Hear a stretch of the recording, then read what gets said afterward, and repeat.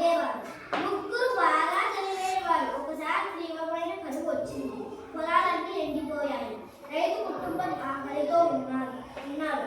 దాంతో రైతు తన ముగ్గురు కుమారులను పిలిచి మీరు తన దేశపు రాజు దగ్గరికి వెళ్ళి మీ తెలివితేటలు ఆయనను మెప్పించి ఏదో ఒక ఉద్యోగం సంపాదించండి అని చెప్పాడు. ముగ్గురు కలిసి రాజు దగ్గరికి ఉద్యోగం కోసం వెళ్ళారు. రాజుగారు వారి తెలివితేటలను పరీక్షించాలనుకుని బుట్టాడికి సైగ చేసి ఏదో తీసుకోరమ్మని చెప్పాడు. బట్టడు ఒక పెట్టె తెచ్చి అక్కడ పెట్టాడు. రాజుగారు ఈ పెట్టెలో ఏమున్నాయో చెప్పండి ముగ్గురు అన్నాడు. అన్నదమ్ములను అడిగారు. మొదటివాడు ఇందులో తేలికైనవి ఉన్నాయి, ఎందుకంటే భట్టుడు దీన్ని తేలికగా మోసుకొచ్చాడు అని అన్నాడు. రెండవ వాడి ఇందులో వస్తువులు ఉన్నాయి, ఎందుకంటే అందులో దొరుకుతున్నాయి అనిపించింది అన్నాడు.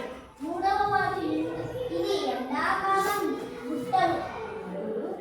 భటులు మామిడి తోట వైపు నుండి వచ్చారు కనుక అవి మామిడికాయలై ఉండవచ్చు అన్నాడు. రాజు ఆ పెట్టెను తెరవమన్నాడు. అందులో మామిడికాయలు ఉన్నాయి. రాజు ఆ యొక్క తెలివితేటలకు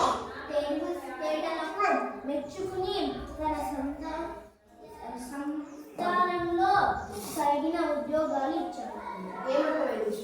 టీచర్, ఒక రైతు ముగ్గురు కుమారులు ఉన్నారు టీచర్. ముగ్గురు బాగా తెలివైన వాడు టీచర్.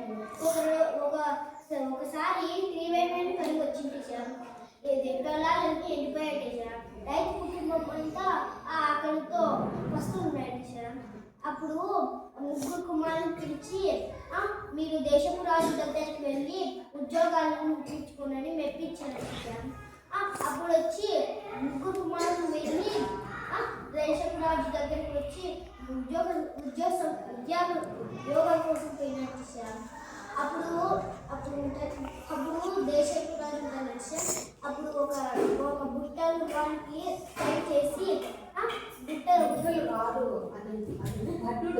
భట్టుడికి ఒక సైగ చేసి బుట్ట తెచ్చాడు టీచర్. ఈ పెట్టెలో ఏమున్నాయో చెప్పాలన్నాడు టీచర్.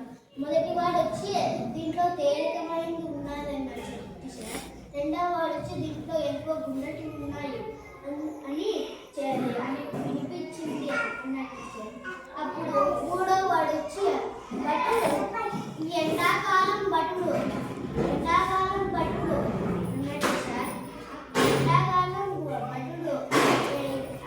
ఎండాకాలం భటుడు కాబట్టి అవి మామిడికాయలే ఉండొచ్చు అన్నాడు టీచర్. ఆ పెట్టె తెరవగానే ఏమంటే మామిడికాయలు ఉన్నాయి టీచర్. అప్పుడు వచ్చి రాజుగారు దేశపు రాజు వచ్చి ముగ్గురికి తగిన ఉద్యోగాలు ఇచ్చాడు టీచర్.